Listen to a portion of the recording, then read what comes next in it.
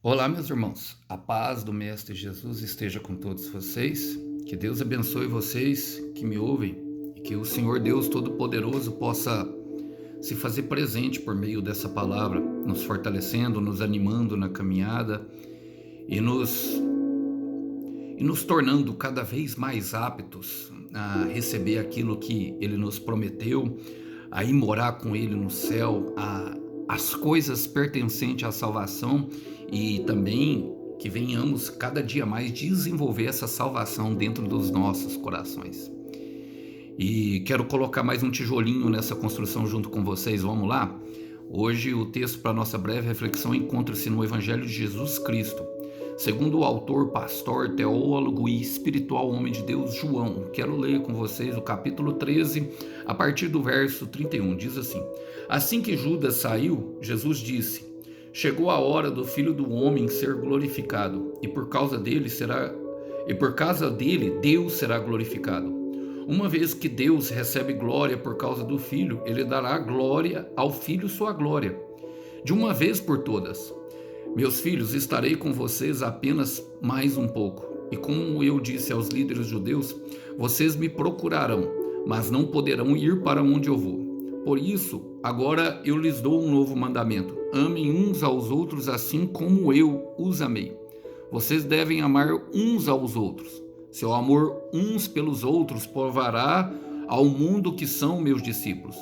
Simão Pedro perguntou: Para onde o Senhor vai? Jesus respondeu: Para onde vou? Não podem ir agora, mas me seguirão mais tarde. Senhor, por que não posso ir agora? Perguntou ele. Estou disposto a morrer pelo Senhor. Morrer por mim? Disse Pedro. Eu lhe digo a verdade, Pedro. Antes que o galo cante, você me negará 3 vezes. Glória a Deus. Irmãos, essa é a mensagem de despedida final de Jesus, da passagem dele aqui na terra. A palavra encarnada seria morta na cruz para o perdão dos nossos pecados, para o pagamento de uma dívida que não era dele, morreu sem pecado, e para que fosse derramado o Espírito Santo sobre a sua igreja, que nos conduz e nos capacita a viver as suas boas promessas e a morar com ele no céu, a experimentar essa tão grande salvação que não pode ser negligenciada por nós. É um discurso final, inicia-se logo depois dele lavar os pés dos discípulos e principalmente Judas sair da presença. E mediante a essa introdução, eu quero fazer algumas aplicações pertinentes a esses versículos para a nossa vida, porque fala muito daquilo que é o nosso processo. Fala assim que Judas saiu, Jesus disse: Irmão, nem tudo deve ser dito na presença de todos. Eu sei que às vezes é cansativo não saber em quem confiar, sei que às vezes é cansativo viver para impressionar gente estranha, então muitas vezes deveremos ficar em silêncio. O silêncio também pode ser uma adoração a Deus. Perceba que o versículo anterior fala: Judas saiu depressa, porque era noite. E noite fala do período de trevas. Satanás tinha tomado conta do coração para ele trair. Existem muitas pessoas que vão nos trair nessa estrada. Existem muitas pessoas que não fazem parte do propósito. Então é necessário esperarmos algumas delas saírem justamente para algumas coisas serem ditas. Sabedoria da palavra. Há sabedoria nas palavras e sabedoria no silêncio. Eu gosto de um versículo que está em Salmos 39, versículo 1, vou compartilhar com vocês. Diz assim: Pensei comigo mesmo, vou tomar cuidado com a minha conduta e com o que falo para não cair no pecado. Ficarei bem calado, especialmente quando estiver na presença de pessoas que não obedecem ao Senhor. Muitas vezes, irmão, não conseguiremos convencer com as nossas palavras. As pessoas não vão querer ouvir aquilo que nós temos a dizer. Fique calado, irmão. Se não valorizam o que você tem a falar, fique calado. E o Senhor Jesus esperou. Justamente Judas não quis a salvação. Satanás tinha tomado conta do coração. Olha as palavras que Jesus disse aos discípulos, como ele começa o discurso: chegou a hora do Filho do Homem ser glorificado, e por causa dele, Deus será glorificado. É impressionante essas palavras, porque, meu irmão, a glória de Deus é derramada em nossa história. Ele era o primogênito, ele era o unigênito naquele momento, mas se tornou o primogênito de muitos que viriam depois dele e que teriam uma história contada a partir da ponte que se formou na cruz de Jesus. A cruz de Jesus nos fortalece, a cruz de Jesus nos redime e nos dá promessas. Quando Jesus começa o seu ministério, ele fala: arrependei-vos e crede nas boas novas. E qual que é a boa nova? É que o Senhor não nos vai nos deixar como nós éramos antes. Porque a glória de Deus é derramada em nossa história, meu irmão, para que nos conduza em triunfo por meio da sua igreja. Então, se o Senhor começou uma história em nossa vida, meu irmão, ela não se trata simplesmente de arrependimentos, de pecados. Não, ele quer derramar da sua glória. Derramou da glória do Filho. Logicamente, isso implica em cruz. Sem sacrifício, sem vitória. Sem renúncia, irmão, a gente não pode viver algo novo. Sem cruz, sem glória, sem dor, sem ganho. E por isso alguns momentos são muito difíceis. Mas precisamos compreender que Deus quer derramar a sua glória, meu irmão. Imagina a glória de Deus sendo derramada sobre a sua vida, especialmente naquela parte aonde fomos muito humilhados, aonde, tivemos dificuldade de caminhar.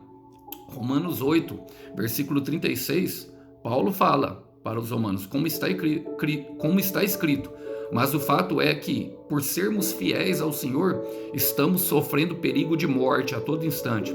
Somos como ovelhas destinadas ao matadouro, mas apesar de tudo isso, somos mais do que vencedores por meio daquele que nos amou. Temos uma vitória esmagadora por meio daqueles que nos amou. A vitória já é garantida porque Cristo venceu. Eu venci o mundo. Então não precisamos nos preocupar, irmão, porque a glória de Deus será derramada. Olha o que ele continua falando no versículo 32.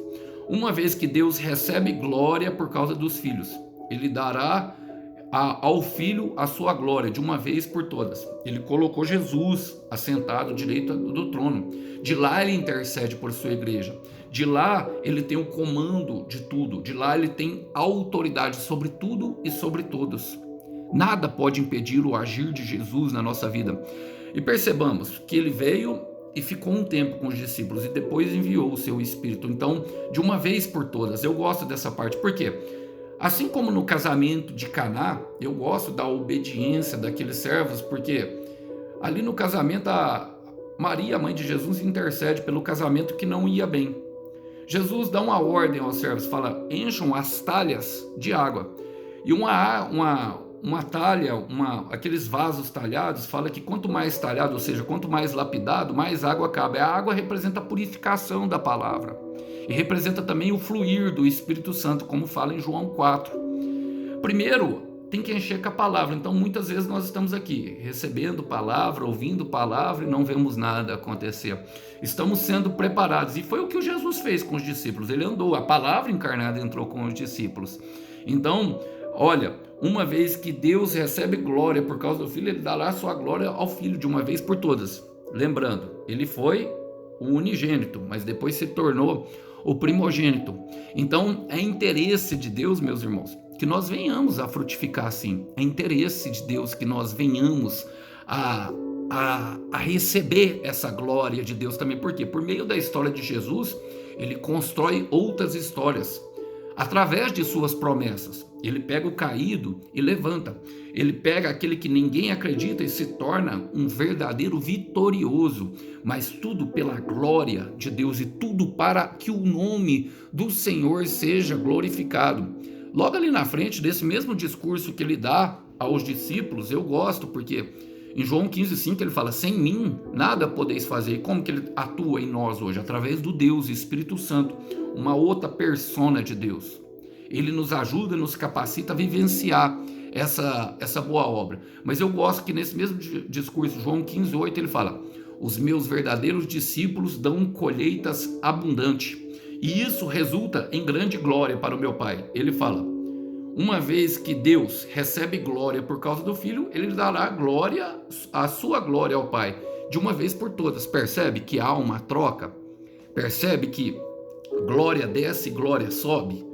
Por quê, irmãos? Porque Deus é Espírito e as pessoas acreditam naquilo que eles veem. Então é interesse de Deus que nós demos abundante colheitas em todas as áreas, da nossa vida, meu irmão. Olha, Jesus continua discursando, falando: meus filhos, é a primeira vez que ele chama, meus filhos, estarei com vocês apenas mais um pouco. E como eu disse aos líderes judeus, vocês procurarão, mas não poderão ir para onde eu estou. Na primeira vez ele fala: vocês me procurarão e não me acharão. Agora ele está falando: vocês me procurarão, mas não poderão ir aonde eu estou. Ele não está falando que não vai achar. Por quê, irmão? Agora vem o tempo de continuidade. Aonde a história de Jesus tem uma continuidade através da nossa história. Por quê? Porque ele é eterno, irmão. A palavra fala em Hebreus 13:8 que Jesus Cristo é o mesmo ontem, é o mesmo hoje e será o mesmo para sempre. Malaquias 3:6 diz que eu sou o Senhor e não mudo, ou seja, ele continua fazendo milagres. Ele continua libertando, ele continua salvando, continua restaurando, ele continua fazendo as mesmas obras que estão descritas aqui na palavra de Deus. Só que ele continua através de nós. Por quê? Porque ele acredita em nós. E apesar de não ser, apesar de muitas vezes não estamos vivenciando, ele ainda acredita em nós, porque o nosso momento não define quem nós somos. Deus nos enxerga de uma forma diferente. Então tem algo a ser feito, meu irmão, por nós. Tem algo que, olha, vocês me procurarão, mas não poderão ir para onde eu vou. Não poderão ir agora.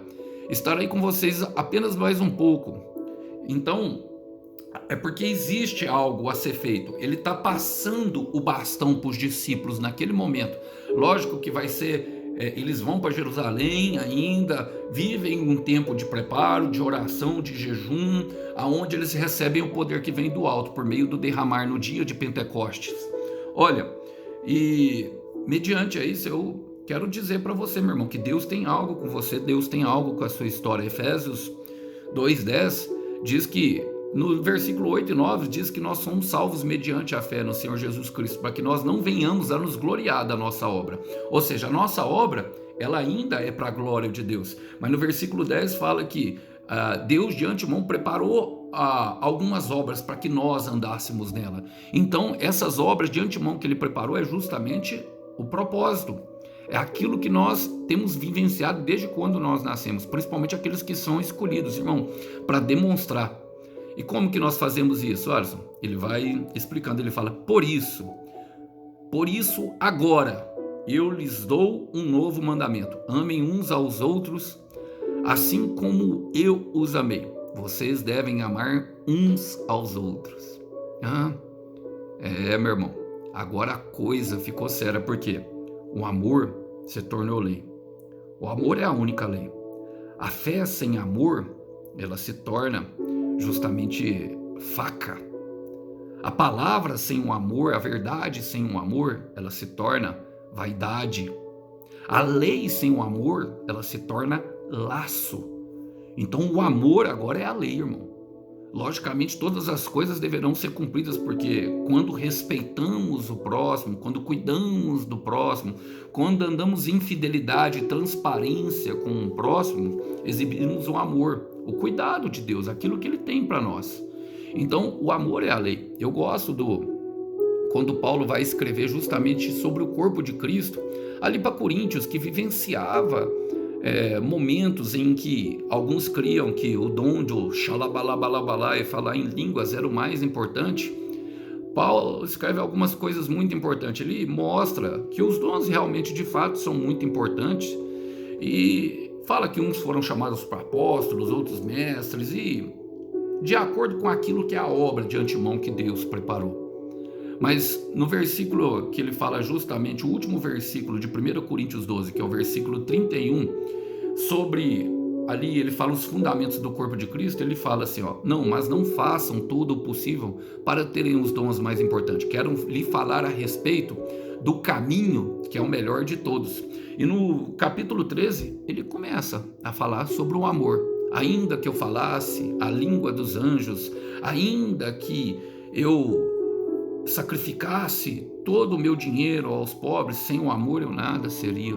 Ele começa a falar que sem o amor nós não somos nada, e o amor ele se torna a lei, irmão. Ele se torna a lei. Olha, em 1 Coríntios 14, depois de ali fazer um incrível relato sobre o que é o amor, é muito importante. ele começa falando sobre o uso correto dos dons. E ele começa falando que o amor seja o maior alvo de vocês. Contudo, peçam também os dons espirituais, particularmente o dom da profecia. Uma palavra bem dada, ela traz ânimo ao coração. Uma palavra bem dada, ela pode incentivar uma pessoa justamente a caminhar em amor. E nós percebemos, irmão, que o amor ele se torna lei na vida de um cristão. Por isso Jesus fala, ó, seu amor, no versículo 35, um pelos outros, provará ao mundo que são meus discípulos. Um versículo está ligado com o outro. Esses versículos aqui mostram justamente que nós fomos chamados para andar em amor. E nós descobriremos, meu irmão, nessa caminhada que para se amar é ter coragem. Por quê? O Senhor Jesus aprimorou a lei. Agora, nós não vamos orar só pelo que amamos. Temos que orar pelos nossos inimigos. Temos que começar a perdoar aquilo que é imperdoável. Levar descanso para o cansado. Dar uma notícia de fardo leve. Dar um abraço, às vezes, até mesmo em quem nós não queremos abraçar. É muito difícil, irmão, de fato, praticar o amor. É muito mais, e o amor ele é muito mais do que palavras, ele se desenvolve na prática. Em 1 Coríntios 13, 7, ele fala, o amor tudo sofre, sempre crê, sempre espera o melhor e tudo suporta. Tudo. Percebemos que as características do amor, elas são inalienáveis, ou seja, imutáveis, e elas não podem ser alteradas de acordo com o pensamento humano. Por quê, irmão? Porque o Senhor Jesus mostrou como nos fazer, e eu quero deixar para o final o que ele fez. Quero continuar aqui no versículo 35, porque Pedro começou a questionar, falou, Senhor, e aí começou a oração. Muitas vezes nós entramos nesse campo da oração. Para onde o Senhor vai? Jesus respondeu, para onde eu vou, vocês não podem ir agora, mas me seguirão mais tarde. Nós vemos a necessidade de Pedro querer manter aquilo que é bom perto, mas nem sempre será dessa maneira. Como os discípulos passaram, todos nós vamos passar em um momento em que a palavra parece que se aparta de nós. É um momento de escuridão, é um momento onde Jesus esteve aos 3 dias entre a morte e o nascimento, sabe? Entre a morte e a ressurreição, que fala da morte do velho homem e o nascimento do novo homem. Períodos em trevas em que nós descobriremos, irmão, que Jesus sabe que nós precisamos ainda ser preparados. E olha o que ele está falando. Para onde eu vou, vocês não podem ir agora, mas me seguirão mais tarde. Ou seja, precisa de um preparo, irmão. É o que Jesus está falando para Pedro. É o que Jesus está dizendo para Pedro. Só que muitas vezes nós não entendemos dessa forma. E também vou chegar lá. Olha o que fala em Oséias, capítulo 10, versículo 12. Quero ler com vocês. Plantem as boas sementes da justiça e colherão o meu amor. Passem arado no chão duro de seus corações, porque chegou o dia de buscar o Senhor, para que Ele venha e faça chover justiça sobre vocês. É justamente o derramar do Espírito Santo, a palavra profeticamente ligada. Eu creio que eu estou pregando aqui para pessoas que estão se enchendo da palavra. Eu creio que eu estou pregando aqui para pessoas que acreditam já no propósito e que ele tem pulsado firme no coração. É pregando Jesus que nós seguimos, é pregando Jesus que eu sigo, é pregando o amor que eu sigo. E eles descobriram que para se amar é necessário ter coragem, constância e firmeza de propósito. Propósito para curar feridas, propósito para curar aquilo que foi machucado, aquilo que foi tirado de Satanás. Mas Jesus ainda sabe que nós precisamos ser preparados, mas nem sempre a nossa palavra é igual ao do Senhor, porque olha o que Pedro fala, Senhor, por que eu não posso ir agora? Perguntou ele, eu estou disposto a morrer pelo Senhor. Senhor, por que eu não posso viver a promessa agora? Senhor, por que eu ainda não fui curado do meu pecado? Senhor, por que ainda eu continuo fazendo as mesmas coisas? Senhor, por que eu estou parece que eu estou dando voltas no deserto? Senhor, por que eu ainda estou nesse lugar? Eu quero te falar, meu irmão, não reclame da situação que Jesus te colocou. Não reclame mesmo, sabe? Aceite de bom coração, embora você possa questionar como Pedro. Embora chegue um momento que é necessário você ter convicção de propósito e firmeza na fé, com os passos firmados sobre a palavra que o Senhor deu, olhando somente para ela, pensando nas coisas do alto. Por quê? Nós pensamos que nascemos prontos já, irmão. E é um nascer do Espírito. O derramar do Espírito fala sobre nascer de novo, aquilo que ele relata em João capítulo 3. Pedro chega a falar, desejar ardentemente o leite espiritual na sua epístola lá na frente. Por quê? Ele sabe que se comportou imaturamente durante alguns momentos. Nós pensamos que nascemos prontos, mas de fato não nascemos, irmão. Não nascemos. Vai chegar um momento de honra, vai chegar um momento de restauração, mas enquanto isso, deixa o Senhor trabalhar em teu coração, deixa o Senhor fazer aquilo que é necessário fazer. Olha, logo depois, Pedro vivenciou aquilo que foi prometido para ele em Mateus 4,19, que ele se tornaria pescador de homens. Em Lucas 5, se eu não me engano, também no versículo 13 ali, olha, fala assim, Atos 4,19, mas Pedro e João responderam, decidam, Senhor, se é justo aos olhos de Deus que obedecemos a vocês em vez de obedecer a Deus. Nós não podemos deixar de falar das coisas maravilhosas que vimos e ouvimos. Irmãos, eles presenciaram muitas coisas, eles vivenciaram muitas coisas com o Senhor Jesus, mas houve um período em que não foi assim. Nós vamos chegar lá, porque o Senhor diz, morrer por mim, disse Jesus, eu lhes digo a verdade, Pedro, antes que o galo cante, você me negará 3 vezes. Nós não podemos convencer o Senhor, sabe? Ele sabe que nós não estamos preparados, e Jesus está dando uma palavra assertiva, de fato isso acontece. Momentos da madrugada fria, aonde nos esquentamos numa fogueira feita por homens. Chega final de semana, cansamos de esperar pela ação de Deus e começamos a fazer nós mesmos pelas nossas mãos. Jesus conhece, sabe que às vezes o nosso entusiasmo ele é infrutífero e não vai produzir nada agora, que nós precisamos passar por alguns momentos a qual o nosso coração vai ser colocado à prova. E todo erro, quando estamos perto de Jesus, provoca bastante aflição em nosso coração. Pensamos que nunca mais vamos nos levantar, pensamos que sempre é o nosso fim. Eu quero repetir, pensamos que nunca mais vamos ser capazes de levantar e pensamos que de fato é os nossos fins. Mas eu quero ler com vocês, porque nesse próprio livro de Atos, capítulo 4, versículo 13, ali fala que os líderes do Sinédrio ficaram admirados e reconheceram o que a convivência com Jesus havia feito com eles. Deus estava dando aquela palavra para Pedro porque ele sabia que Pedro iria negar. E às vezes a negação, irmão, ela vem, e Deus permitiu, ela vem, mesmo depois dele ter andado muito com Jesus, ele permitiu. Por quê? Para nós reconhecermos quem nós somos e para reconhecer aquilo que Deus é. Olha, nós devemos sim dominar, devemos controlar aquilo que nós temos de bom, mas também devemos manifestar, ou seja, devemos mostrar aquilo que tem de ruim. Sabe, a insensatez, irmão, evitar pecado apenas na frente dos outros. É insensatez, evitar pecado na frente dos outros é insensatez, pois o Deus é o público dos nossos pensamentos. Eu quero repetir, é insensatez evitar pecados apenas na frente dos outros. Por quê? Deus é o público dos nossos pensamentos. Ele sabe que nós estamos agindo na hipocrisia, que estamos empolgados e isso se torna infrutífero. Mas eu quero te dizer que ele foi completamente restaurado, como podemos ver em Atos capítulo 4, versículo 20. Jamais podemos deixar de ver e ouvir as maravilhosas, falar das coisas que vimos e ouvimos, das coisas maravilhosas que presenciamos.